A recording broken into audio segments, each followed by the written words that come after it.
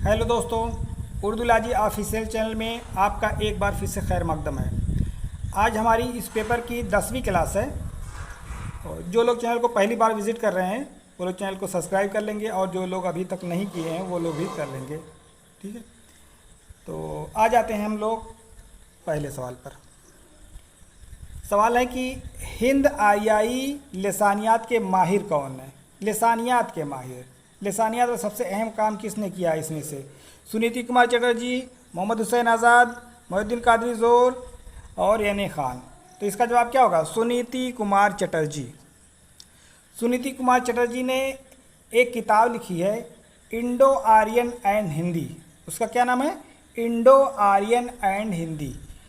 और इसका उर्दू में तर्जुमा हुआ है हिंद आर्याई और हिंदी। तो हिंद आर्याई और हिंदी किसकी किताब है? सुनीति कुमार चटर्जी। हिंद आर्याई और हिंदी लसानियात तो बहुत अहम किताब है। और इसमें इनका एक कौल है कि अगर मुसलमान हिंदुस्तान में ना आते तभी जदीद हिंद आर्याई ज़बानों की पैदाइश हो जाती, मगर इसके पैदाइश में थोड़ा ताख़ीर ज़रूर लगती। ये कौल है किसका? सुनीति कुमार चटर्जी का ये कौल है, और इसी किताब में ये कौल दर्ज है हिंद आर्याई और हिंदी में। लसानियात पे सबसे पहले काम इन्होंने किया है, इसी वजह से इनको हिंदुस्तानी लसानियात का इमाम कहा जाता है। हिंदुस्तानी लसानियात का इमाम कौन है? सुनीति कुमार चटर्जी। समझ गए ना? हिंदुस्तानी लसानियात का इमाम सुनीति कुमार चटर्जी। इनकी किताब का क्या नाम है? हिंद आर्याई और हिंदी। इनका ताल्लुक़ जो है बंगाल से था। ठीक है, ये बंगाली अदीब थे, बंगाली ज़बान के माहिर थे। कौन सी ज़बान इनको आती थी? बंगाली ज़बान आती थी, और इनका ताल्लुक़ बंगाल यानी कलकत्ता से था। तो ये एक बंगाली अदीब हैं, और हिंद आर्याई और हिंदी इनकी किताब है, और हिंदुस्तानी लसानियात का इमाम इनको कहा जाता है। कौन है? सुनीति कुमार चटर्जी। लसानियात पर बहुत अहम काम किया है। क्लियर? चलिए आगे नेक्स्ट अगले सवाल पे आते हैं। पंजाब में उर्दू के मुसन्निफ़ कौन है? ये सवाल कई बार हो चुके हैं। पंजाब में उर्दू, इसको लिखा किसने? इसको लिखा है प्रोफेसर महमूद ख़ान शीरानी ने।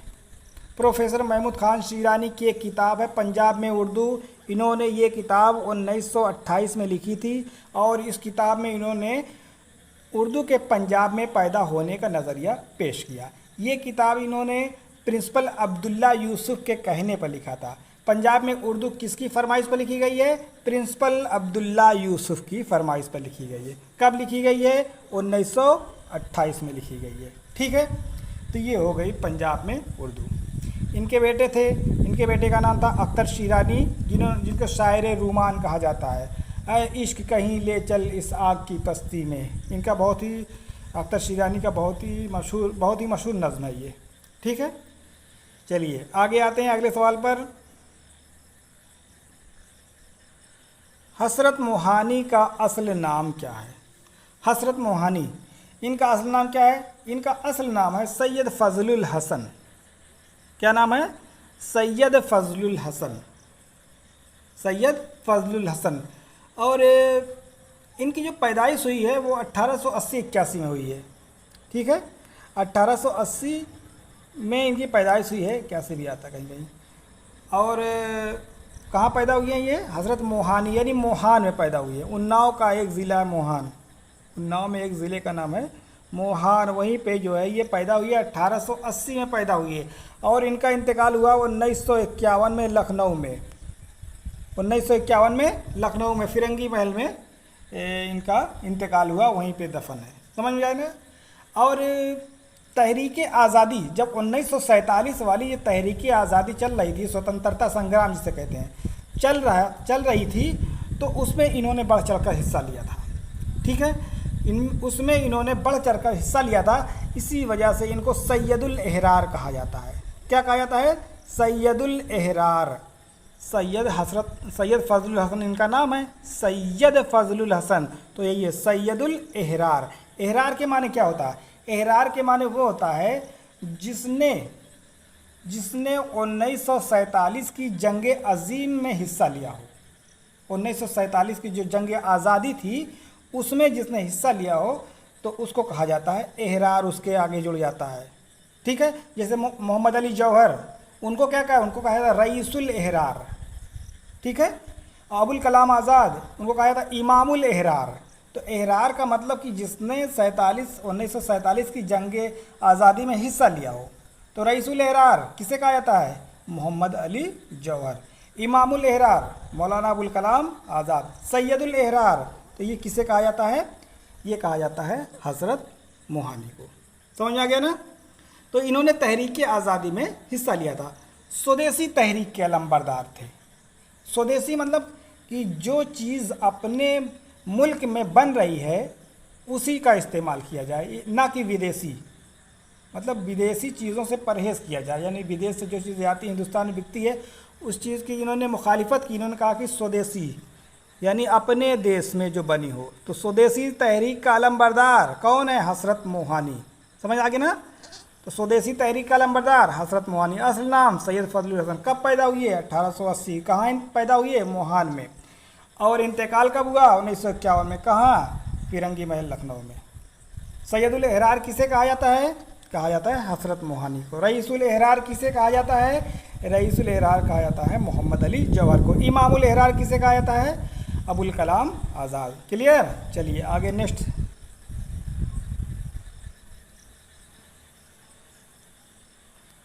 इनमें से किसे ज्ञानपीठ अवार्ड मिला था? ज्ञानपीठ अवार्ड मिल चुका है। अली जगवा जैदी, उन्वान चिश्ती, अली सरदार जाफरी, साहिर लुधियानवी। ज्ञानपीठ पूछा गया है। ज्ञानपीठ अवार्ड अभी तक 4 लोगों को मिला है। फिराक गोरखपुरी, अली सरदार जाफरी और कौन है? कुर्रतुल ऐन हैदर और शहरयार। तो इनमें से अली सरदार जाफरी। अली सरदार जाफरी को जो है 1957 में मिला था। कब मिला था? 1997 में इनको मिला था। नई दुनिया को सलाम, इनकी एक मसनवी लिखी थी, नई दुनिया को सलाम। ठीक है, उसी पर इनको जो है ये इनाम मिला था। क्लियर हो गया ना? चलिए अब हम आते हैं अगले सवाल पर। कौन सा शायर गम इश्क और गम रोज़गार का शिकार था? यानी कौन सा शायर ऐसा था जो इश्क के गम में भी था और रोज़गार का भी गम था उसको? तो इसमें से गालिब, मीर तकी मीर, आतिश, नासिक। तो इसका जवाब क्या होगा? इसका जवाब मीर होगा, गालिब नहीं मीर। समझिए ना? मीर देखिए जब आगरा में पैदा हुए तो आगरा में इनको इश्क हो गया था किसी से। अब वो नाकाम इश्क हो गया, उसके बाद ये चले आए दिल्ली, और जब दिल्ली आए तो यहाँ जो है दिल्ली में बर्बादी हो गई। नादिर शाह, अहमद शाह अब्दाली ने ज़बरदस्त तरीके से दिल्ली को लूटा। उसके बाद जो है ये एकदम परेशान हो गए। मतलब कि उधर गमे इश्क था, इधर गमे रोज़गार था। फिर चले आए कहाँ पे? लखनऊ चले आए। तो गमे इश्क और गमे रोज़गार कहाँ पाया जाता है? किस शायर के यहाँ? तो ये मीर तकी मीर के यहाँ पाया जाता है। समझ जाए ना? मीर तकी मीर के यहाँ पाया जाता है। मीर तकी मीर को जो है कनौतियत का इमाम भी कहा जाता है। ठीक है, तो ये हो गए मीर तकी मीर। अब हम आते हैं अगले सवाल की तरफ। मुसव्विर गम का खिताब किसे मिला? मुसव्विर गम, गम की मुसव्विरी करने वाला कौन है? अल्लामा इकबाल, राशिदुल खैरी, इसरारुल हक मजाज और चकबस्त। तो मुसव्विर गम किसे कहा जाता है? अल्लामा राशिदुल खैरी को। किसको कहा जाता है? अल्लामा राशिदुल खैरी को। और जो मौलवी नज़ीर अहमद थे, मौलवी नज़ीर अहमद, मौलवी नज़ीर अहमद फूफा थे। किसके फूफा थे? ये राशिदुल खैरी के फूफा थे। फूफा कौन थे? ये मौलवी नज़ीर अहमद।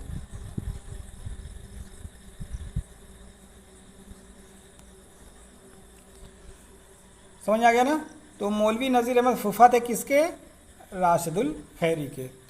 और राशिदुल खैरी को जो है औरतों का सर सैयद कहा जाता है। औरतों का सर सैयद किसे कहा जाता है? राशिदुल खैरी को। यानी औरतों के ऊपर लिखे हैं, जो कुछ इन्होंने लिखा है, नावल वगैरह लिखे हैं, औरतों पर लिखे हैं, औरतों की इस्लाह के लिए लिखे हैं। और औरत जैसे मतलब कि जो घरेलू ज़िंदगी होती है, औरतों की जो घरेलू ज़िंदगी होती है, रोज़मर्रा उनकी ज़िंदगी में क्या क्या परेशानियां आती हैं, उन सारी चीज़ों को राशिदुल खैरी ने उसका मौजू बनाया है। इसी वजह से इनको औरतों का सर सैयद कहा जाता है। समझ आ गया ना? औरतों का सर सैयद या लड़कियों का सर सैयद, दोनों बातें एक ही हैं। समझिए ना? इसके अलावा जो है इनको उर्दू का चार्ल्स विक्टर कहा जाता है। उर्दू का Charles Victor, Charles Victor. Charles Victor क्यों कहा जाता है इनको? दरअसल जो अंग्रेज़ था एक चार्ल्स विक्टर, वो नावल निगार था और उसका भी मौजू यही था। वो भी जो है औरतों से मुतालिक, औरतों की जो परेशानियां रोज़मर्रा की ज़िंदगी में होती थी वो भी उस अपने नावलों में उसको जो है मौजू बनाता था। और उसी मुनासिबत से जो है राशिदुल खैरी को भी उर्दू का चार्ल्स विक्टर कहा जाता है। समझ आ गया ना? तो उर्दू का चार्ल्स विक्टर कौन है? राशिदुल खैरी। औरतों का सर सैयद राशिदुल खैरी। मुसव्विर गम किससे कहा जाता है? कहा जाता है राशिदुल खैरी को। और राशिदुल खैरी को मुसव्विर गम का लक़ब किसने दिया, खिताब किसने दिया? यानी इनको खिताब किसने दिया? तो इनको दिया है एहसानुल हक ने। क्या नाम उनका? एहसानुल हक ने। एहसानुल हक ने। समझ आ गया ना? तो राशिदुल खैरी को मुसव्विर गम का खिताब किसने दिया? एहसानुल हक ने। समझ गए? और मौलवी नज़ीर अहमद से राशिदुल खैरी का क्या रिश्ता था? तो मौलवी नज़ीर अहमद इनके फूफा लगते थे। क्लियर हो गया ना? चलिए आगे आते हैं अगले सवाल की तरफ। अल्लामा शिबली नोमानी की आखिरी तसनीफ़ कौन सी है? शिबली नोमानी, तो शिबली की तमाम तसनीफ़ें अल-मामून, अल-गज़ाली, सीरतुन्नबी, इनमें से कोई नहीं।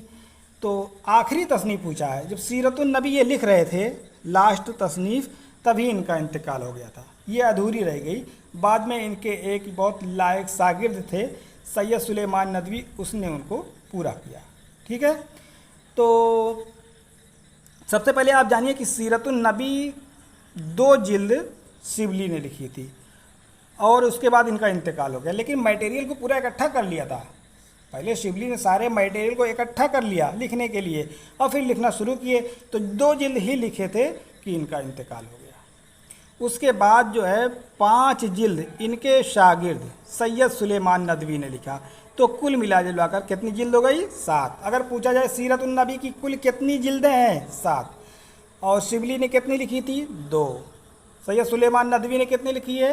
5। अगर पूछा जाए कितनी जिल्द हैं तो 7 जिल्द हैं। समझ में आ गया ना? यानी शिबली के अधूरे कामों को पूरा किया। शिबली का जानसीन कहा जाता है। ठीक है? शिबली का जानसीन कहा जाता है।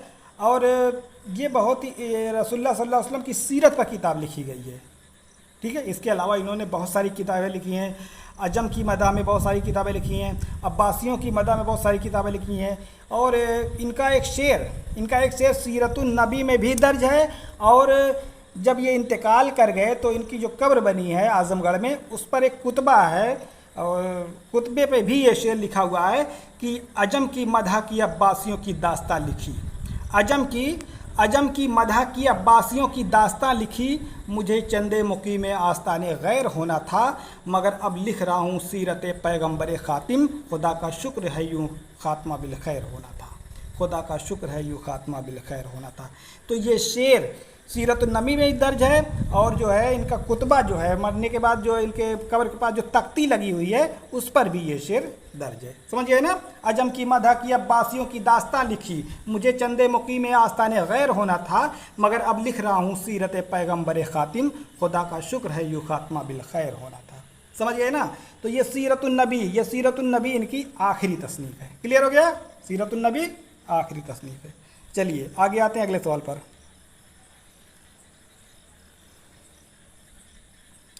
झेल में कौन सी तसनीफ़ मजनू गोरखपुरी की है? मजनू गोरखपुरी की कौन सी तसनीफ़ है? अब इसमें देखिए, एक है अदब और ज़िंदगी, चाँदनी बेगम और इंसान मर गया, तनकीर क्या है। तो सबसे पहले सब किताबों देख लेते हैं किसकी है। चाँदनी बेगम कुरतुल-ऐन हैदर की है। ये कुरतुल-ऐन हैदर का नावल है चाँदनी बेगम। और इंसान मर गया रामानंद सागर का नावल है। और इंसान मर गया। तनकीर क्या है? ये आले मसरूर का मजमून है। समझिए ना? और अदब और ज़िंदगी किसकी किताब है, किसकी तसनीफ़ है? ये मजनू गोरखपुरी की है। समझिए ना? मजनू गोरखपुरी की किताब है अदब और ज़िंदगी। क्या है? किताब है, तसनीफ़ है, मुकम्मल किताब है। और अदब और ज़िंदगी के नाम से अख्तर हुसैन रायपुरी ने भी एक मजमून लिखा था। ठीक है? अदब और ज़िंदगी के नाम से किसने लिखा था? अख्तर हुसैन रायपुरी ने। किसने? अख्तर हुसैन रायपुरी। इसको याद कर लीजिएगा। तरक्की पसंद तहरीक पर लिखी गई पहली किताब, तरक्की पसंद तहरीक पर लिखी गई पहली किताब है अदब और ज़िंदगी। 1935 में लिखी गई है ये तरक्की पसंद तहरीक, जो हिंदुस्तान में शुरू हुई 1936 में, लेकिन उससे पहले 1935 में ही अख्तर हुसैन रायपुरी ने एक किताब लिख दी थी। मजमून था, उसका नाम था अदब और ज़िंदगी। क्लियर हो गया ना? तो पूछा जाए कि अदब और ज़िंदगी किसका मजमून है, तो अख्तर हुसैन रायपुरी। कब लिखा गया? 1935 में। ठीक है, 1935 में लिखा गया। और ये जो है तरक्की पसंद तहरीक पर लिखी गई पहली किताब है या पहला मजमून है। समझ गए? तो ये तो एक अलग बात हो गई। तो अदब और ज़िंदगी के नाम से किसने किताब लिखी है? ये लिखी है मजनू गोरखपुरी। किताब किसने? मजनू गोरखपुरी ने। मजमून किसने? अख्तर हुसैन रायपुरी। क्लियर हो गया ना? चलिए अब हम आते हैं अगले सवाल की तरफ।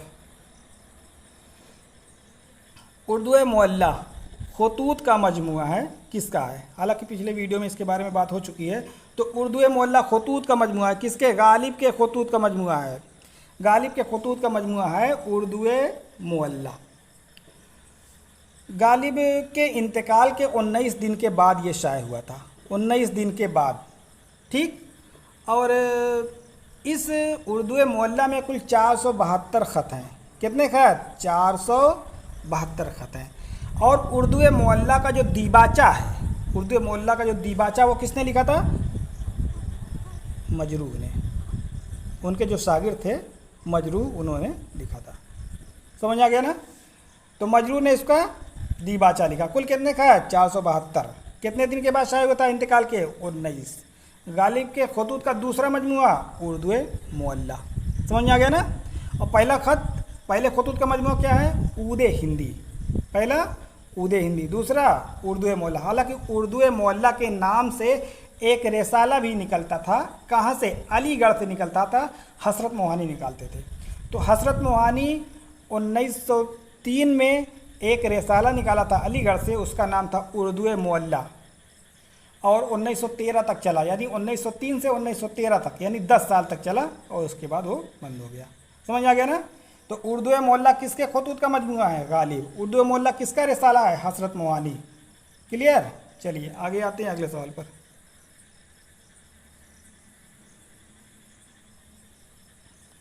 ज़ेल में कौन हाली की तनकीदी तख्लीक है? यानी इनमें से कौन सी हाली की तसनीफ़ है और तनकीदी है? तो हाली ने तो सभी लिखी है, मुकदमा शेर व शायरी भी लिखी है, हयात जावेद भी लिखी है, हयात सादी भी लिखी है। तो तनकीदी पूछा है, तनकीदी किताब है मुकदमा शेर व शायरी। क्या है? मुकदमा शेर व शायरी इनकी पहली तनकीदी किताब है। अगर पूछा जाए उर्दू तनकीद की पहली तनकीदी किताब, उर्दू तनकीद की पहली किताब, तो हो जाएगा मुकदमा शेर व शायरी। कब लिखी गई है? 1893 ईस्वी में। समझिए ना? 1893 में लिखी गई है। ये किताब 2 हिस्सों पर मुबनी है।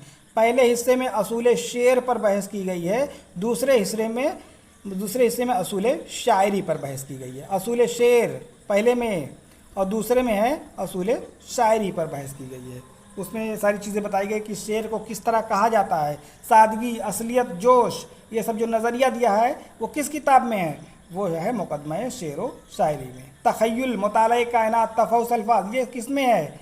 ये भी है मुकदमा शेर व शायरी में। इसके बारे में डिटेल से पिछले वाले वीडियो में बात हो चुकी है।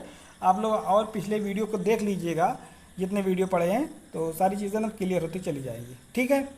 तो मुकदमा शेर व शायरी क्लियर हो गया। मुकदमा शेर व शायरी उर्दू तनकीद की पहली किताब है और ये तनकीदी तख्लीक है हाली की। इसके अलावा जो हयात जावेद लिखी है, इसमें सर सैयद की सवानें हैं। हयात सादी जो लिखी है, इसमें शेख सादी की सवानें हैं। क्लियर हो गया? चलिए आगे देखिए अगला सवाल।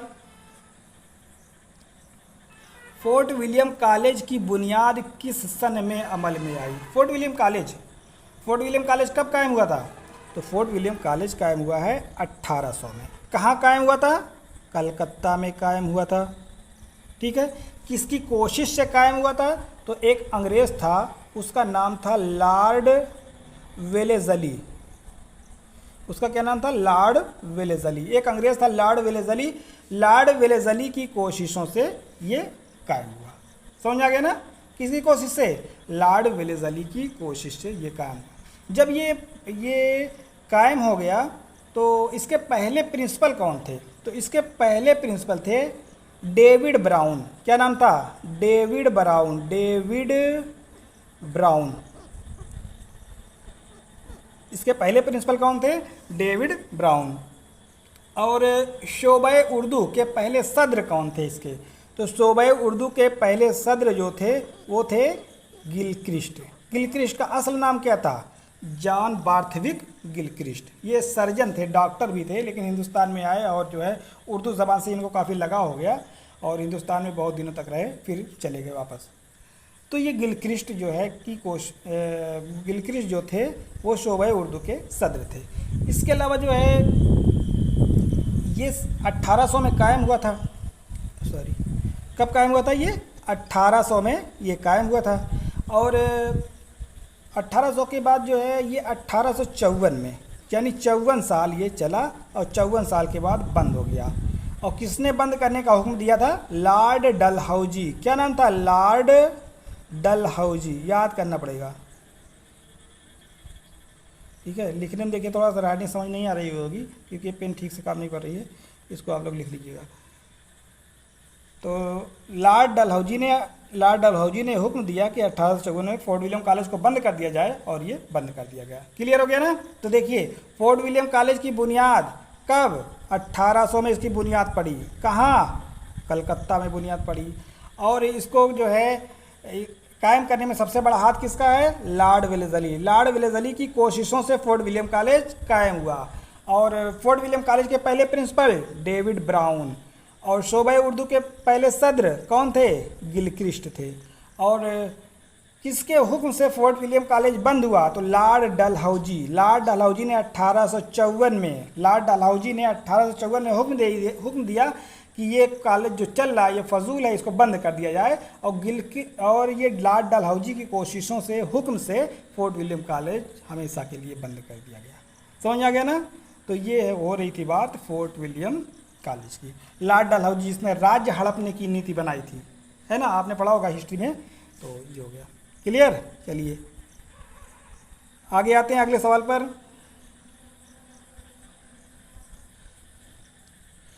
मीर दर्द का मज़ार कहाँ है? मीर दर्द, ख्वाजा मीर दर्द। मीर दर्द दिल्ली में पैदा हुए, दिल्ली में ही इंतकाल हो गया, ये दिल्ली से बाहर कहीं नहीं गए। मीर वगैरह देख लिए, मीर सौदा दर्द सब एक ही ज़माने के थे। मीर निकल लिए, कहाँ निकल गए? मीर निकल गए लखनऊ, सौदा निकल गए लखनऊ, लेकिन दर्द जो है, दर्द ने दिल्ली नहीं छोड़ी। तसव्वुफ़ के शायर है, तसव्वुफ़ का सुरखील कहा जाता है, तसव्वुफ़ का इमाम कहा जाता है। किसको? ख्वाजा मीर दर्द को। ख्वाजा मीर दर्द को तसव्वुफ़ का शायर कहा जाता है, तसव्वुफ़ का इमाम कहा जाता है। उनका एक बहुत मशहूर शेर है कि दर्द दिल के वास्ते पैदा किया इंसान को, वरना ताअत के लिए कुछ कम न थे कर्रो बयां। तो ताअत के माने होता है बंदगी, कर्रो बयां के माने होता है फरिश्ते। समझ आ गए ना? तो दर्द दिल के वास्ते पैदा किया इंसान को, वरना ताअत के लिए कुछ कम न थे कर्रो बयां। इसकी तशरीह ये है कि इबादत फरिश्ता तो बना सकती है लेकिन इंसान नहीं, इंसान दर्द से बनता है। इसीलिए ख्वाजा मीर दर्द ने कहा है कि दर्द दिल के वास्ते पैदा किया इंसान को, वरना ताअत के लिए, यानी वरना बंदगी के लिए कुछ कम न थे फरिश्ते कर्रो बयां। क्लियर है ना? चलिए ये हो गए ख्वाजा मीर दर्द। और अब अगला सवाल, मुसद्दस में कुल कितने मिसरे होते हैं? तो आसान सवाल है। मुसद्दस में कुल कितने होते हैं? मुसद्दस में कुल होते हैं 6। मरसिया किस हैयत में कहा जाता है? मरसिया जो कहा जाता है वो मुसद्दस की हैयत में कहा जाता है। मुसद्दस के माने 6 होते हैं। क्लियर हो गया ना? चलिए तो आज की वीडियो यहीं पे ख़त्म करते हैं। अब इसके बाद जो है अगले वीडियो में इसका अगला पार्ट रहेगा। तो जो लोग चैनल को सब्सक्राइब नहीं किए हैं कर लें, और ताकि हम और अच्छे से वीडियो आगे बना सकें। अस्सलाम वालेकुम।